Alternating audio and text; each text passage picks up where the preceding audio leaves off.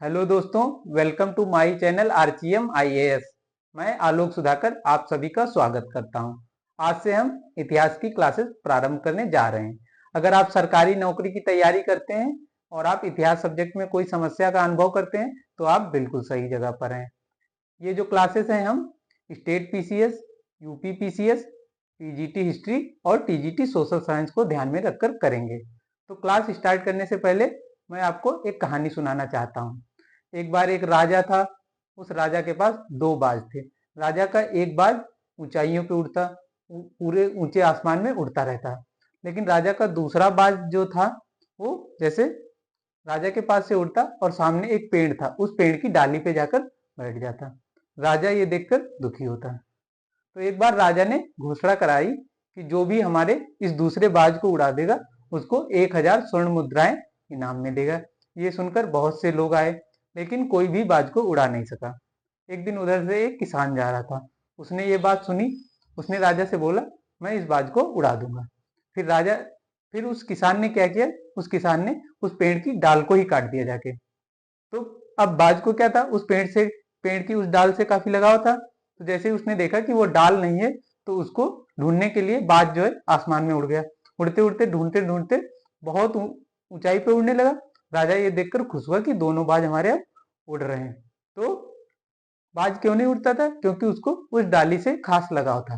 तो कभी कभी ऐसा हमारे साथ भी होता है कि हमें किसी व्यक्ति, किसी टीचर, किसी बुक से इतना लगाव होता है कि हम कभी पूरे खुले आसमान को देख ही नहीं पाते और हम उस डाली के मोह में पड़े रहते हैं। तो इसीलिए आपके पास पाने के लिए बहुत कुछ है और आप जो है चीजों को एक्सप्लोर करिए। अब रही हिस्ट्री सब्जेक्ट की बात, तो हिस्ट्री सब्जेक्ट के बारे में बहुत सारे पूर्वाग्रह हैं।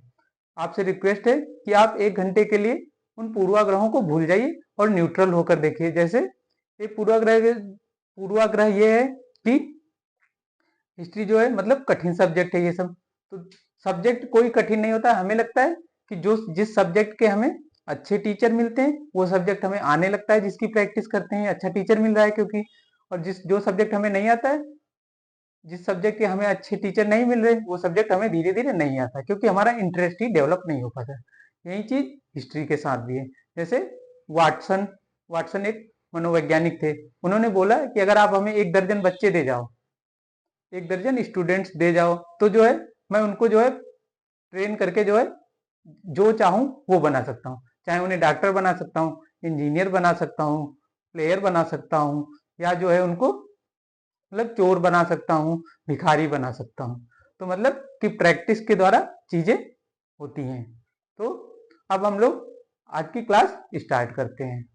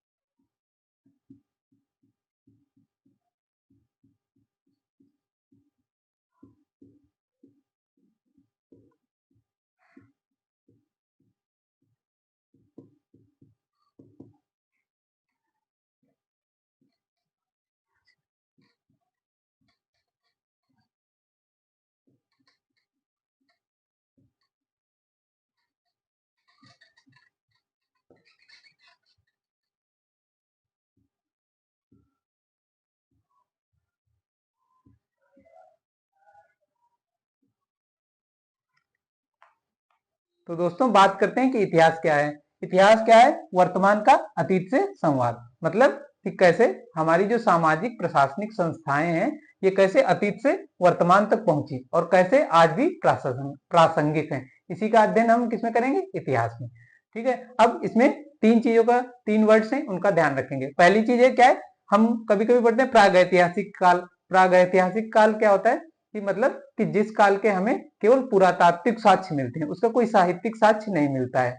साहित्यिक साक्ष्य मतलब कि कोई लेखन का जो कार्य हुआ है, लिपि वगैरह या कोई बुक लिखी गई वो। तो प्रागैतिहासिक काल के हमें केवल क्या है? पुरातात्विक साक्ष्य मिलते हैं। इस शब्द का सबसे पहले प्रयोग किसने किया? इस शब्द का सबसे पहले प्रयोग किया डेनियल विल्सन। डेनियल विल्सन ने किया। कौन सी बुक में? इन्होंने एक बुक लिखी थी, the archaeology and pre history of Scotland. इस बुक में इन्होंने सबसे पहले प्रागैतिहासिक शब्द का प्रयोग किया। अब दूसरा है आद्य ऐतिहासिक काल। आद्य ऐतिहासिक काल मतलब कि जिसके पुरातात्विक साक्ष्य भी हैं और साहित्यिक साक्ष्य भी हैं, लेकिन उसकी लिपि अभी पढ़ी नहीं जा सकी। जैसे सिंधु घाटी सभ्यता। तो सिंधु घाटी सभ्यता के क्या है कि पुरातात्विक साक्ष्य भी मिलते हैं लेकिन अभी उसकी लिपि पढ़ी नहीं जा सकी। अब तीसरा होता है ऐतिहासिक काल। ऐतिहासिक काल क्या होता है कि जिसके पुरातात्विक साक्ष्य भी हैं और साहित्यिक साक्ष्य भी हैं और पढ़े भी जा चुके हैं। तो जो अभी वर्तमान की हिस्ट्री जैसे गुप्त, मौर्य, इन सबके जो क्या है कि साहित्यिक साक्ष्य भी मिलते हैं। तो अब चलते हैं अगले स्टेप पर। अब दोस्तों अब क्या है कि इतिहास के विभाजन का आधार क्या है? 1817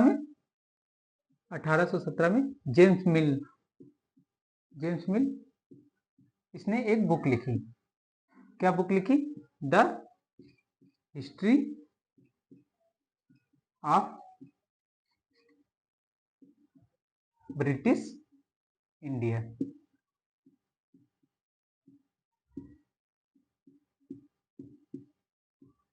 तो जेम्स मिल ने अपनी बुक में इंडिया का जो इतिहास है इसका काल विभाजन किस हिसाब से किया? इसने काल विभाजन किया हिंदू काल, मुस्लिम काल,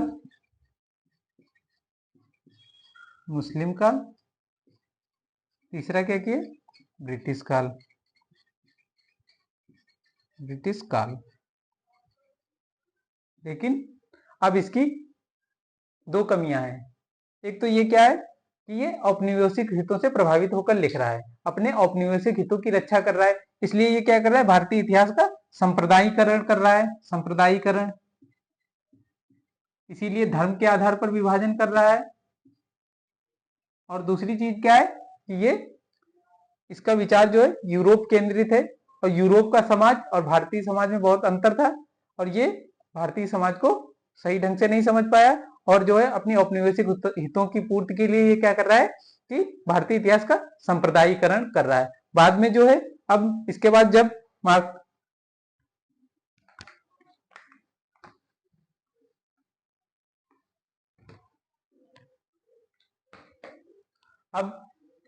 अब इसके बाद जो है जो राष्ट्रवादी आएंगे और मार्क्सवादी आएंगे, राष्ट्रवादी और मार्क्सवादी, ये जो है इसका काल विभाजन किस हिसाब से करेंगे? ये काल विभाजन करेंगे प्राचीन काल, मध्यकाल और आधुनिक काल।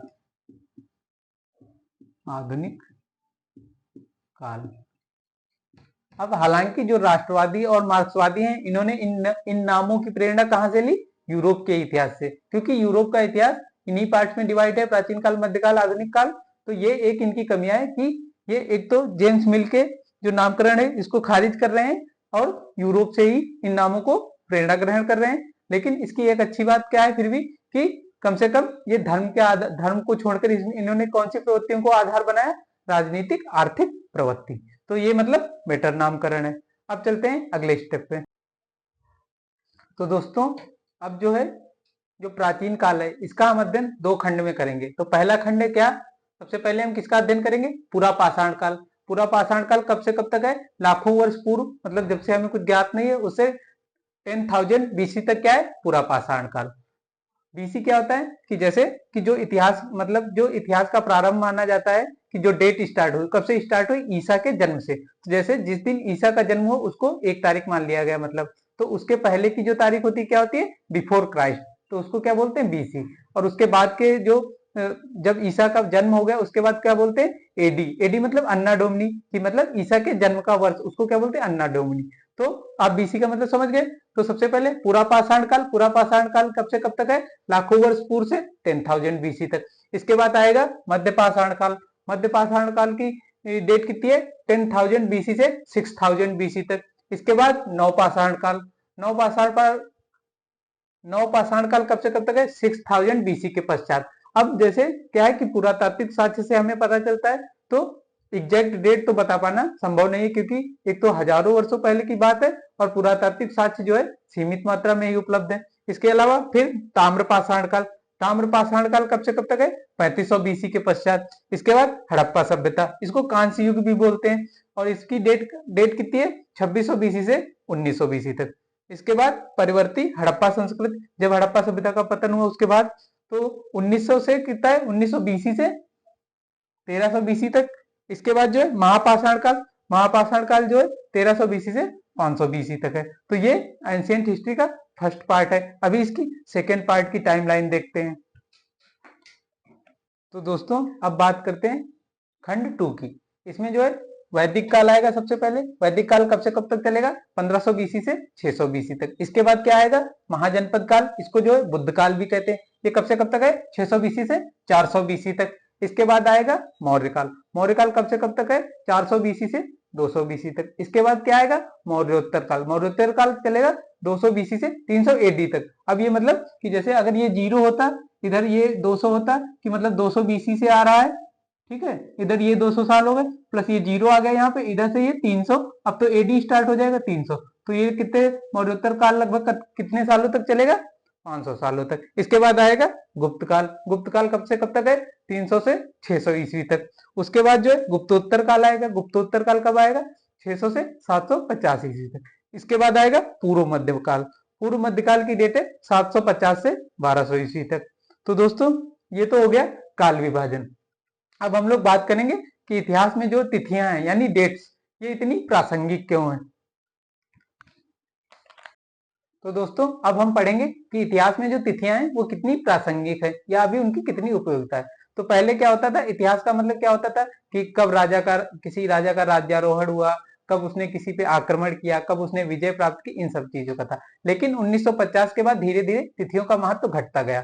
अब तिथियों की जगह पर जो है आर्थिक सामाजिक परिवर्तन कैसे हुए, इनका महत्व बढ़ता जा रहा है। लेकिन कुछ मेन इवेंट है वो अभी भी इंपॉर्टेंट। जैसे सबसे पहले क्या हुआ कि जैसे कि मध्यकाल का आरंभ कब से माना जाता है, तो जब 1192 ईस्वी में तराइन के द्वितीय युद्ध में जो है मोहम्मद गोरी ने पृथ्वीराज चौहान को हराया, तो तब से पहले माना जाता था कि मध्यकाल प्रारंभ हुआ। तो 1192 की तिथि महत्वपूर्ण हो गई। लेकिन अब जो नया इतिहास है उसमें क्या है, उसमें ये हुआ कि जो सामाजिक आर्थिक प्रवृत्तियां थी जब वो चेंज हुई उसके आधार पर हुआ। तो जब सामंतवाद का आरंभ होने लगा तो तब से जो है मध्यकाल का आरंभ माना जाता है। और सामंतवाद का आरंभ के लिए कोई फिक्स डेट नहीं हो सकती है, तो इसलिए जो है सामंतवाद के आरंभ से जो है अब मध्यकाल का आरंभ माना जाता है। तो तिथियां अब क्या है कि अब तिथियां, मुख्य तिथियां अभी भी प्रासंगिक है, और उनके साथ साथ आर्थिक सामाजिक प्रवृत्तियों को हमें ध्यान में रखना होता है। उसके आधार पर ही हम इतिहास को पढ़ते हैं। तो अब चलते हैं अगले टॉपिक पे। अब तो दोस्तों अब एक सवाल है कि इतिहास का अध्ययन कैसे करें। तो इतिहास के अध्ययन के लिए हमें क्या करना होता है कि जो भी राजनीतिक, आर्थिक, सामाजिक, सांस्कृतिक परिवर्तन के तत्व हैं इनको रेखांकित करना, और उनकी मदद से क्या है, वर्तमान का अतीत से संवाद स्थापित करना। इस तरीके से हमें इतिहास का अध्ययन करना होता है। अब ये एक डायग्राम है, इसमें जो है 4 सर्किल है। सबसे बाहरी बाहरी सर्किल क्या है, राजनीतिक परिवर्तन। इसके इनर सर्किल क्या है, आर्थिक परिवर्तन। इसके इनर सर्किल क्या है, सामाजिक परिवर्तन। और इसका इनर सर्किल क्या है, सांस्कृतिक परिवर्तन। इसका मतलब ये कि इतिहास में सबसे सबसे तीव्र क्या होता है, राजनीतिक परिवर्तन। जब राजनीतिक परिवर्तन होगा उससे धीमे धीमे क्या होता है, आर्थिक। इतिहास में सबसे तीव्र क्या होता है, राजनीतिक परिवर्तन। फिर उससे धीरे आर्थिक परिवर्तन होता है। फिर आर्थिक परिवर्तन से धीरे धीरे सामाजिक परिवर्तन होता है। और जब सामाजिक परिवर्तन से भी धीरे क्या होता है, सांस्कृतिक परिवर्तन। तो सबसे तीव्र क्या होगा, राजनीतिक परिवर्तन, और सबसे स्लो क्या होता है, सांस्कृतिक परिवर्तन। अब एक दूसरा डायग्राम है उसको भी देखते हैं।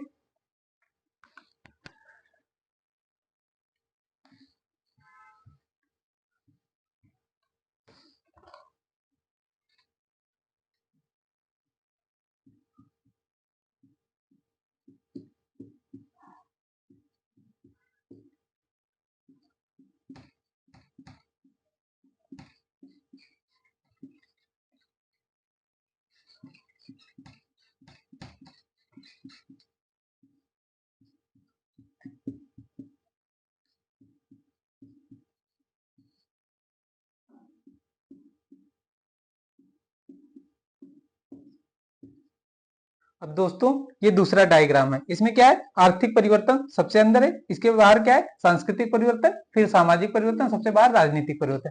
इसका मतलब ये है कि जब परिवर्तन का नेतृत्व किसी आर्थिक कारण की वजह से होता है तो जो है वो आर्थिक कारण क्या है, राजनीतिक, सामाजिक, सांस्कृतिक परिवर्तन का रास्ता तैयार करता है। और साथ ही साथ ये जो तीनों कारक हैं ये आर्थिक कारक को प्रभावित करते हैं। जैसे ईसा पूर्व 6ठी शताब्दी में मध्य गंगा घाटी में जो है जब कृषि का विकास हुआ उसकी वजह से जो क्या हुआ कि बौद्ध धर्म का उद्भव हुआ। तो कृषि की वजह से क्या हुआ, बौद्ध धर्म का उद्भव हुआ, उसने जो है राजनीतिक, सामाजिक, सांस्कृतिक प्रभाव डाले और फिर इन तीनों कारकों ने भी क्या है कि कृषि अर्थव्यवस्था पर प्रभाव डाला। तो दोस्तों अब अगला टॉपिक है इतिहास लेखन। इतिहास लेखन मतलब कि जैसे कोई भी घटना हुई है तो उस घटना की समझ अलग अलग लोगों में अलग अलग होती है। जैसे मान लो कोई लड़ाई हुई किसी दोस्त ने, तो आपका दोस्त आके क्या बताता है कि अरे भाई तेरे भाई ने ही पहला हाथ छोड़ा है ऐसे, और वो ये नहीं बताता है कि उसने क्या हरकतें करी हैं। तो उसी हिसाब से इतिहास की कोई घटना है तो अलग अलग लोग उसको अलग अलग नजरिए से देखेंगे, उनके अपने अलग अलग स्वार्थ होते हैं। तो उसी के आधार पर इतिहास लेखन की अलग अलग विचारधाराएं पैदा हो गई। जैसे पहले है प्राच्यवादी, उसके बाद उपयोगितावादी, फिर राष्ट्रवादी, मार्क्सवादी और संशोधनवादी। अब ये इतिहास लेखन को विस्तार से हम अगली क्लास में पढ़ेंगे। तो जब हम अगली क्लास में आएंगे तो सबसे पहले अगली क्लास में हम पढ़ेंगे टाइमलाइन। तो एंशियंट से लेकर के मॉडर्न हिस्ट्री तक की पूरी टाइमलाइन नोट करेंगे। उससे क्या है, हमें हमेशा किसी भी एग्जाम में 2-3 क्वेश्चन आते हैं कि जैसे कि इस वंश का संस्थापक कौन था या इसका अंतिम शासक कौन था, तो वो पूरी टाइमलाइन पढ़ेंगे। उसके बाद हम पढ़ेंगे कि पुरातात्विक स्रोत, साहित्यिक स्रोत क्या होते हैं, और उसके बाद हम पढ़ेंगे इतिहास लेखन, फिर उसके बाद हम पहुंच जाएंगे पाषाण काल पे। तो दोस्तों अब हम सबसे पहले टाइमलाइन के बारे में पढ़ेंगे। हिस्ट्री में टाइमलाइन बहुत इंपॉर्टेंट है, इससे आपको जो है हिस्ट्री को समझने में आसानी होती है। साथ ही साथ कोई भी एग्जाम हो उसमें 3 से 4 क्वेश्चंस आपको टाइमलाइन से मिलेंगे। जैसे एक क्वेश्चन हमेशा पूछता है कोई भी एग्जाम हो कि इस वंश का संस्थापक कौन था, कोई भी वंश का नाम दे देगा। इसके अलावा जैसे पूछता है कि इस वंश का अंतिम शासक कौन था। इसके अलावा पूछता है कि मतलब कि इसका सबसे महान शासक कौन था इस वंश का। इसके अलावा मान लो कोई टाइम लाइन है, पूछ देता है कि 1845 में ये जो घटना हुई है किसके टाइम पे हुई। तो इस तरीके से आपको 3-4 क्वेश्चन आराम से मिल जाते हैं। आप इस टाइम लाइन को नोट भी कर लीजिए। तो सबसे पहले ये सिंधु घाटी सभ्यता है, 2600 बीसी से 1900 बीसी तक चली। ठीक है, ये सिंधु घाटी सभ्यता में अलग अलग बुक्स में अलग अलग डेट दी हुई है। तो वो हम जब सिंधु घाटी सभ्यता डिटेल से पढ़ाएंगे तब बताएंगे कि क्यों दी हुई है। उसके बाद आ जाती है परिवर्ती हड़प्पा संस्कृत, फिर उसके बाद वैदिक सभ्यता। वैदिक सभ्यता के 2 पार्ट हैं, पूर्व वैदिक सभ्यता और उत्तर वैदिक काल। पूर्व वैदिक काल मतलब 1500 बीसी से 1000 बीसी तक था। उत्तर वैदिक काल 1000 बीसी से 600 बीसी तक था। इसके बाद आ जाता है महाजनपद काल। महाजनपद काल कितना था, 600 बीसी से 400 बीसी तक था। फिर इसके बाद आ जाता है हर्यक वंश।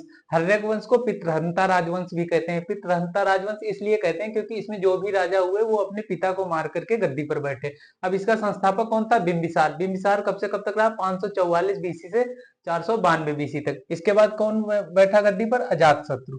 अजातशत्रु 492 बीसी से 460 बीसी तक। इसके बाद आया उदयन। उदयन कब से कब तक बैठा, 460 बीसी से 444 बीसी तक। उदयन ने ही पाटलिपुत्री शहर को बसाया। ये इसी को आजकल वर्तमान में पटना कहते हैं। इसके बाद 2 शासक हुए, अनिरुद्ध, मुंडा। इसके बाद अंतिम शासक हुआ नागदशक या नागदर्शक। इसको हरा करके फिर शिशुनाग वंश आया। तो अब बात करते हैं शिशुनाग वंश की। अब दोस्तों हर्यक वंश के बाद शिशुनाग वंश आ जाता है। शिशुनाग वंश में सबसे पहला राजा हुआ शिशुनाग। इसने 413 बीसी से 395 बीसी तक शासन किया। इसके बाद कालाशोक और इसके बाद महानंदी। महानंदी ने 367 बीसी से 345 बीसी तक शासन किया। तो इतिहास क्योंकि साक्ष्यों के आधार पर लिखा जाता है, इसलिए कुछ जैसे जो ये जैसे कालाशोक है इसके बारे में अभी ज्यादा जानकारी नहीं है, मतलब कि एग्जैक्ट डेट हमें नहीं पता इसलिए नहीं लिखी गई है।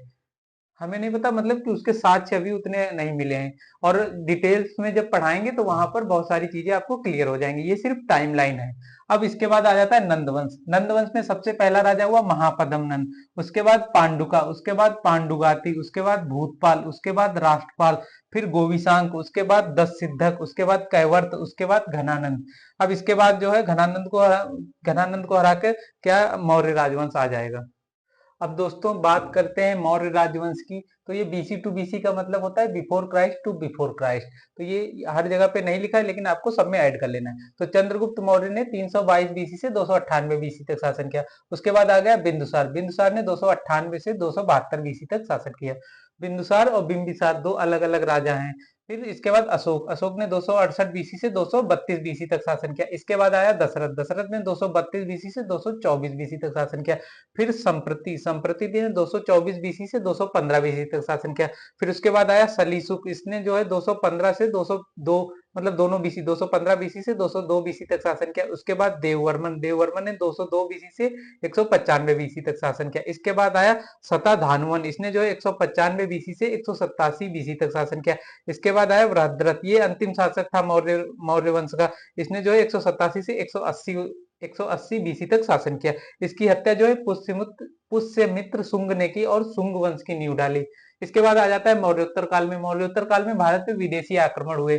उन आक्रमण का मतलब क्रम है, सबसे पहले हिंद यूनानी या बैक्ट्रियाई ग्रीक का आक्रमण हुआ, उसके बाद हुआ शक, उसके बाद पहलव, उसके बाद कुषाण, इन सबका आक्रमण हुआ। ये क्रम यूपीपीसीएस में कई बार पूछा जा चुका है। इसके बाद आ जाता है कुषाण राजवंश। कुषाण राजवंश में सबसे पहला राजा कौन हुआ? कुजल कटफिसस। इसके बाद अगला राजा हुआ विम तख्तु, उसके बाद जो है विम कटफिसस। लेकिन सबसे पहला महान राजा कौन हुआ? कनिष्क। उसके बाद वशिष्ठ, हुविस्क, और इसका अंतिम शासक कौन हुआ? वासुदेव। अब बात करते हैं अगले राजवंश की।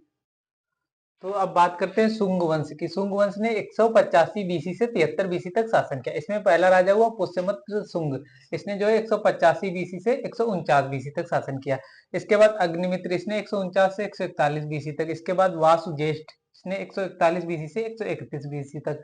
इसके बाद वसुमित्र, इसने 131 बीसी से 124 बीसी। इसके बाद भद्रक 124 बीसी से 122 बीसी। इसके बाद पुलिंडा, इसने 124 बीसी से 122 बीसी तक। इसके बाद घोषा, इसके बाद वज्रमित्र, इसके बाद भागभद्र। इसके बाद इसका शुंग वंश का अंतिम शासक हुआ देवभूति। इसकी हत्या जो है वासुदेव ने की और इसके देवभूति ने 73 बीसी से देवभूत ने 83 बीसी से 73 बीसी तक शासन किया। अब वासुदेव ने जो है कर्ण वंश की नींव डाली। कर्ण वंश ने इंडिया पे 75 बीसी से 30 बीसी तक शासन किया, लगभग कितने 45 ईयर्स। इसमें जो है मेन राजा वासुदेव, उसके बाद भूमिपुत्र, उसके बाद नारायण, इसके बाद सुशर्मा। कर्ण वंश का अंतिम शासक कौन था? सुशर्मा। इसकी हत्या किसने की? सिमुक ने इसकी हत्या कर जो है सातवाहन राजवंश की नींव डाली। सातवाहन राजवंश जो है 271 बीसी से 220 ईस्वी तक शासन किया, लगभग ये 500 सालों तक हो गया। लेकिन सातवाहन राजवंश की टाइमलाइन हम आपको जब डिटेल से पढ़ाएंगे तब बताएंगे, क्योंकि इसमें अभी यहाँ पर आपको बहुत सारा कंफ्यूजन हो जाएगा, इसलिए इसको डिटेल से ही पढ़ेंगे। सातवाहन राजवंश की स्थापना जो है सिमुक ने की। अब बात करते हैं सीधे अगला गुप्त राजवंश की। तो दोस्तों अब बात करते हैं गुप्त राजवंश की। गुप्त राजवंश ने जो है 321 ईस्वी से 550 ईस्वी तक लगभग शासन किया। इसका संस्थापक जो है श्रीगुप्त था, बहुत बार पूछा गया है। इसमें चंद्रगुप्त ऑप्शन देता है साथ में, आपको श्रीगुप्त से कंफ्यूज नहीं होना है। गुप्त वंश का संस्थापक श्रीगुप्त था, इसने 240 से 280 ईस्वी तक शासन किया। इसके बाद जो है घटोत्कच एक राजा हुआ, उसके बाद चंद्रगुप्त प्रथम, उसके बाद जो है समुद्रगुप्त, फिर रामगुप्त, इसके बाद चंद्रगुप्त द्वितीय विक्रमादित्य। चंद्रगुप्त द्वितीय विक्रमादित्य ने 375 से 415 ईस्वी तक शासन किया। इसके बाद कुमारगुप्त प्रथम महेंद्रादित्य, इसने जो है 414 ईस्वी से 454 ईस्वी तक शासन किया। इसके बाद स्कंदगुप्त क्रमादित्य, इसने जो है 455 ईस्वी से 467 ईस्वी तक शासन किया। इसके बाद पुरुगुप्त, इसके बाद कुमारगुप्त, इसके बाद बुधगुप्त, इसके बाद नरसिंहगुप्त बालादित्य, इसके बाद कुमारगुप्त द्वितीय, इसके बाद दामोदर गुप्त, इसके बाद महासेन गुप्त, इसके बाद देवगुप्त, इसके बाद माधव गुप्त, और गुप्त वंश का अंतिम शासक हुआ विष्णुगुप्त। ये गुप्त वंश का अंतिम शासक था। तो विष्णु गुप्त राजवंश का संस्थापक था श्रीगुप्त और अंतिम शासक था विष्णुगुप्त। अब हम बात करते हैं गुप्तोत्तर राजवंश की। तो दोस्तों गुप्त वंश के बाद भारत में सत्ता का विकेंद्रीकरण हो गया, अलग अलग राजवंश आ गए, इसलिए एक पुष्यभूति वंश हुआ। इसका संस्थापक कौन था? पुष्यभूति। इसमें अगला राजा हुआ प्रभाकर वर्धन, फिर राज्यवर्धन, और इसी का एक प्रसिद्ध राजा हुआ हर्षवर्धन। अब ऐसे आ जाते हैं मालवा का गुर्जर प्रतिहार वंश। इसका संस्थापक कौन था? हरिश्चंद्र। इसके बाद नागभट्ट प्रथम, वत्सराज, नागभट्ट द्वितीय, मिहिर भोज, महेंद्रपाल प्रथम, महिपाल, इन सबको हम डिटेल से भी पढ़ेंगे। अगला चालुक्य सोलंकी वंश। इसका संस्थापक कौन था? मूलराज प्रथम। इसने जो है 942 ईस्वी से 995 ईस्वी तक शासन किया। इसके बाद चामुंड राय, इसने 995 ईस्वी से 1008 ईस्वी तक शासन किया। इसके बाद दुर्लभ राज, इसने 1008 ईस्वी से 1022 ईस्वी तक शासन किया। इसके बाद भीम प्रथम के बाद कर्ण ने 1064 ईस्वी से 1094 ईस्वी तक शासन किया। इसके बाद जयसिंह ने 1094 से 1153 ईस्वी तक शासन किया। इसके बाद कुमारपाल ने 1153 ईस्वी से 1172 ईस्वी तक शासन किया। इसके बाद मूलराज द्वितीय, इसके बाद रायखंड। अंतिम चालुक्य सोलंकी वंश का अंतिम शासक कौन था? रायखंड। तो दोस्तों अब बात करते हैं अगले वंश की दोस्तों। और बीसी और एडी, इसमें आपको कंफ्यूज नहीं होना है। बीसी का मतलब होता है बिफोर क्राइस्ट, मतलब कि जो प्रभु ईसा मसीह हैं उनके जन्म से पूर्व के वर्ष जो है उनको क्या बोलते हैं? बीसी। और एडी मतलब अन्ना डोमिनी, अन्ना डोमिनी मतलब यीशु के जन्म का वर्ष, मतलब जो ईसा मसीह है उनके जन्म का वर्ष को ईस्वी बोलते हैं। तो जीरो के बाद जैसे 1 2 3 4 ये क्या होते हैं? एडी। जीरो से जो पहले का टाइम है उसको बीसी में गिनते हैं। तो दोस्तों अब बात करते हैं अगले वंश की। तो दोस्तों अब बात करते हैं चौहान वंश की। चौहान वंश का संस्थापक कौन था? वासुदेव। इसके बाद इसमें कई सारे राजा हुए, लेकिन प्रमुख राजा कौन है? अजय राय प्रथम, विग्रहराज प्रथम, पृथ्वीराज, अजय राय द्वितीय, विग्रहराज चतुर्थ, पृथ्वीराज चौहान तृतीय। पृथ्वीराज चौहान के समय ही मोहम्मद गोरी का आक्रमण हुआ और इस तराइन के द्वितीय युद्ध में इनको पराजय का सामना करना पड़ा। पृथ्वीराज चौहान ने 1178 से 1192 ईस्वी तक शासन किया। इसके बाद आ जाते हैं धार नगरी के परमार। परमार राजवंश के बारे में हम आपको डिटेल से बताएंगे। इसके बाद आ जाता है बंगाल का पाल वंश। पाल वंश का संस्थापक कौन था? गोपाल। गोपाल ने 750 से 770 ईस्वी तक शासन किया। इसके बाद धर्मपाल आ जाता है। धर्मपाल ने 770 से 810 ईस्वी तक। देवपाल। देवपाल ने 810 से 850। इसके बाद सूरपाल, विग्रहपाल, नारायणपाल, राज्यपाल, गोपाल द्वितीय, विग्रहपाल, महिपाल। महिपाल जो है पाल वंश का द्वितीय संस्थापक कहा जाता है। महिपाल ने 988 ईस्वी से 1038 ईस्वी तक 38 ईस्वी तक शासन किया। अब जैसे कोई भी चीज अगर 1000 में पहुंच जाती है तो उसको 1038 नहीं पढ़ते, उसको 1000 में ही पढ़ते हैं, क्योंकि वो मतलब इकाई, दहाई, सैकड़ा, हजार नहीं जो पढ़ाया जाता है। तो जब कोई चीज 4 अंकों में पहुंच गई तो उसको 1000 में पढ़ेंगे, 100 में नहीं पढ़ेंगे। जैसे 1100 लिखा है तो उसको पढ़ने का सही तरीका होता है 1100, 1138 ऐसे, ना कि ये महिपाल जो है 988 ईस्वी से 1038 ईस्वी तक। अब इसके बाद अंतिम उल्लेखनीय शासक कौन है? गोपाल वंश का रामपाल। इसने 1077 ईस्वी से 1130 ईस्वी तक शासन किया। अब बंगाल में ही एक और राजवंश था, सेन राजवंश। उसका संस्थापक कौन था? सामंत सेन। उसमें और राजा हुए विजय सेन, वल्लाल सेन, लक्ष्मण सेन। अब बात करते हैं अगले राजवंश की, कन्नौज का गहरवाल वंश। इसको हम आपको डिटेल से पढ़ाएंगे। इसके बाद कश्मीर की बात करते हैं। कश्मीर में 3 मेन वंश हुए। पहला जो है कारकोट वंश। कारकोट वंश, इसका पहला राजा कौन हुआ? दुर्लभवर्धन। इसने इसकी स्थापना की 625 से 661 ईस्वी तक। इसके बाद प्रतापदित्य, इसके बाद चंद्रपीठ, इसके बाद तारपीठ, इसके बाद ललितादित्य, मुक्तपीठ, इसके बाद कोलयपीठ, इसके बाद वज्र दिव्य, इसके बाद पृथ्वीपीठ, इसके बाद संग्राम पीठ, इसके बाद जयपीठ, इसके बाद ललित पीठ, इसके बाद संग्राम पीठ द्वितीय 825 से 832 ईस्वी तक। इसके बाद उत्पल राजवंश। उत्पल राजवंश की स्थापना किसने की? अवंती वर्मन। इसके बाद इसमें शासक हुए शंकर वर्मन, गोपाल वर्मन, सुगंधा और दिट्टा। इसके बाद लोहर वंश। लोहर वंश की स्थापना किसने की? संग्राम राज। संग्राम राज ने इसका संस्थापक था। इसके बाद अनंत। अनंत की पत्नी थी सूर्यमती। इसके बाद कलश, उत्तर, हर। अब बात करते हैं अगले राजवंश की। दोस्तों अब बात करते हैं चंदेल वंश की। ये खजुराहो में था। इसका संस्थापक था नसरुक। इसमें और अन्य राजा हुए यशोवर्मा, धन्य, विद्याधर। इसके बाद गुप्तोत्तर काल की बात करते हैं। गुप्तोत्तर काल में उत्तर भारत के समानांतर दक्षिण भारत में जो राजवंश थे उनमें थे कांची के पल्लव। संस्थापक था सिंह विष्णु 575 ईस्वी से 600 ईस्वी तक। इसके बाद महेंद्र वर्मन प्रथम 600 से 630 ईस्वी तक। इसके बाद नरसिंह वर्मन प्रथम। इसके बाद नरसिंह वर्मन द्वितीय। इसके बाद आ जाता है तंजौर का चोल वंश। चोल वंश का संस्थापक था विजयालय। इसने 848 ईस्वी से 871 ईस्वी तक शासन किया। इसके बाद अगला शासक था आदित्य प्रथम, फिर गंधरादित्य, इसके बाद अरिंजय चोल, सुंदर चोल, उत्तम चोल, राजराज चोल प्रथम। राजराज चोल प्रथम ने 985 से 1014 ईस्वी तक शासन किया। इसके बाद राजेंद्र चोल प्रथम, इसके बाद राजा धीराज चोल प्रथम, इसके बाद राजेंद्र चोल द्वितीय, वीर राजेंद्र चोल, अधिराजेंद्र चोल। इसके बाद चोल वंश जो है चालुक्य चोल वंश से फेमस हो जाता है। उसका प्रथम राजा था कुलोत्तुंग चोल प्रथम 1070 ईस्वी से 1120 ईस्वी तक। इसके बाद कुलोत्तुंग चोल द्वितीय 1130 ईस्वी से 1150 ईस्वी तक। इसके बाद राजा राज चोल द्वितीय 1146 ईस्वी से 1163 ईस्वी तक। इसके बाद राजा धीराज चोल द्वितीय 1163 ईस्वी से 1178 ईस्वी तक।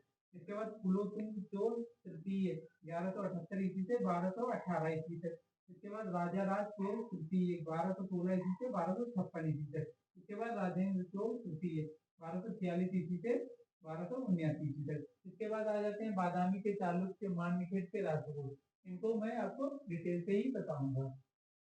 ये सभी राजा, इन सब के बारे में डिटेल से अभी हम आगे पढ़ेंगे, ये सिर्फ टाइमलाइन है। अब बात करते हैं दिल्ली सल्तनत की। तो दोस्तों अब बात करते हैं दिल्ली सल्तनत की। दिल्ली सल्तनत में सबसे पहले हुआ गुलाम मत। मोहम्मद गोरी ने गुलाम मत की स्थापना की थी, लेकिन इसने कुतुबुद्दीन ऐबक को भारत में अपना प्रतिनिधि नियुक्त किया। कुतुबुद्दीन ऐबक ने 1206 से 1210 ईस्वी तक शासन किया। इसके बाद 1210 में आराम शाह शासक बना।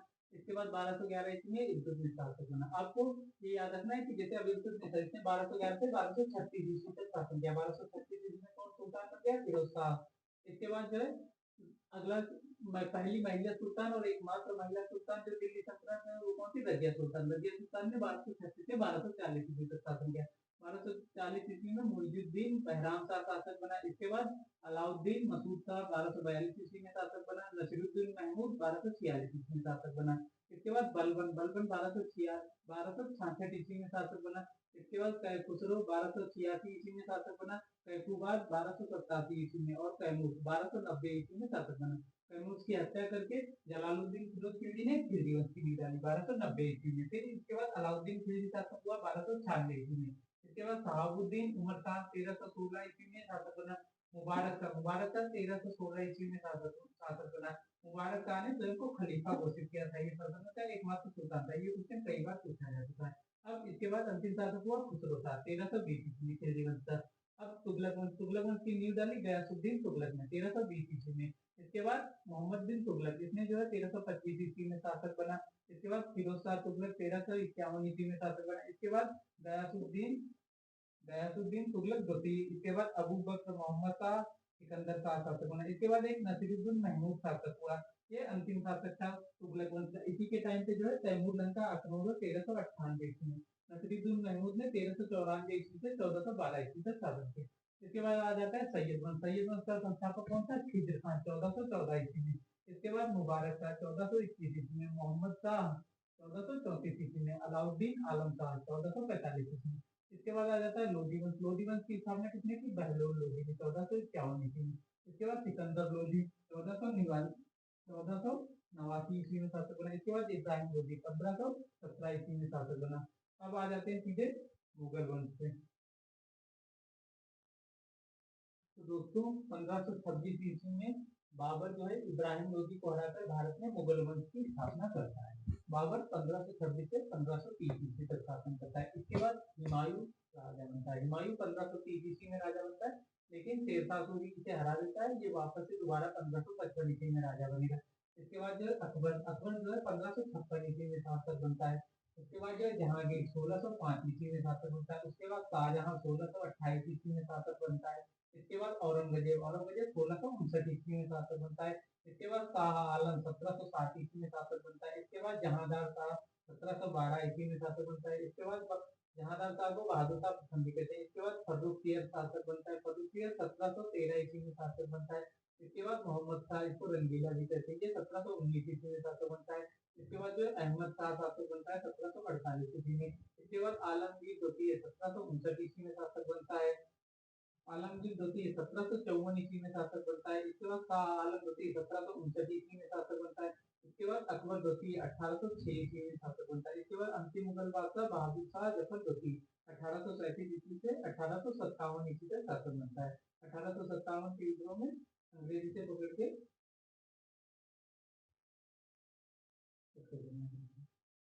इसके बाद आया था सूर्यवंश। सूर्यवंश वही जब हिमालय शेर था। इसके बाद आ जाता है सूर्यवंश। शेरशाह सूरी ने हिमालय को पराजित कर दिया था। शेरशाह सूरी जो है 1539 ईस्वी में शासक बनता है। इसके बाद इस्लाम शाह 1545 ईस्वी में शासक बनता है। इसके बाद महमूद शाह सूरी 1552 ईस्वी में शासक बनता है। इसके बाद इब्राहिम शाह सूरी 1553 ईस्वी में। इसके बाद फिरोज शाह सूरी 1554 ईस्वी में। इसके बाद मुबारक खान सूरी 1554 ईस्वी में। इसके बाद सिकंदर सूरी 1555 ईस्वी में।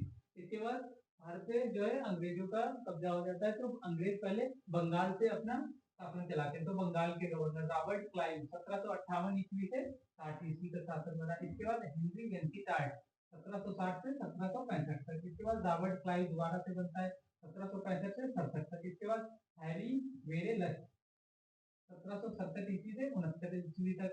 इसके बाद जॉन कर्टियर 1769 ईस्वी से 1772 ईस्वी तक। इसके बाद वारेन हेस्टिंग्स 1772 से 1785 ईस्वी तक। इसके बाद जॉन मैकफर्सन 1785 ईस्वी से 1786 ईस्वी तक। इसके बाद लॉर्ड कॉर्नवालिस 1786 ईस्वी से 93 ईस्वी तक। इसके बाद जॉन फूड 1793 ईस्वी से 1798 ईस्वी तक। इसके बाद लॉर्ड वेलेजरी 1798 ईस्वी से 1805 ईस्वी तक। इसके बाद जॉर्ज बार्लो 1805 ईस्वी से 1807 ईस्वी तक। इसके बाद लॉर्ड मिंटो 1807 से 1813 ईस्वी तक। इसके बाद मार्क्विस ऑफ हेस्टिंग्स 1813 से 1823 ईस्वी तक। इसके बाद लॉर्ड एम हर्स्ट 1823 से 1828 ईस्वी तक। इसके बाद विलियम बटरवर्थ 18।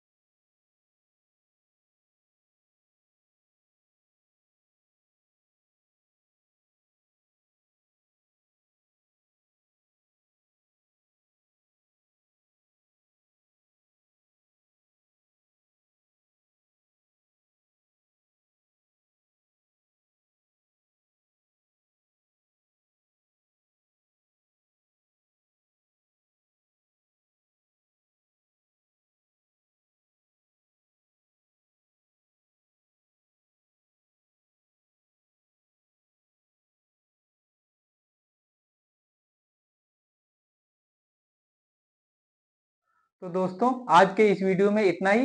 और दोस्तों आपसे कहना है कि भारत का वायसराय जहाँ से पढ़ाया गया है उसमें जो है आवाज नहीं आई, इसलिए हम वहाँ पे बोर्ड की फोटो लगा दे रहे हैं। आप उसका या तो स्क्रीनशॉट ले लीजिए या उसको आप लिख लीजिए अपनी नोटबुक में। तो दोस्तों आज के वीडियो में बस इतना ही। मिलते हैं अगले वीडियो में। आपसे एक रिक्वेस्ट है कि आप इस वीडियो को लाइक कीजिए एवं चैनल को अधिक से अधिक शेयर कीजिए, ताकि हम रेगुलरली क्लासेस डाल सके, साथ ही साथ दूसरे सब्जेक्ट की भी क्लासेस स्टार्ट कर सकें। तो दोस्तों आज के वीडियो में बस इतना ही। तब तक आप अपने माता पिता का ख्याल रखिए। मिलते हैं अगले वीडियो में। धन्यवाद।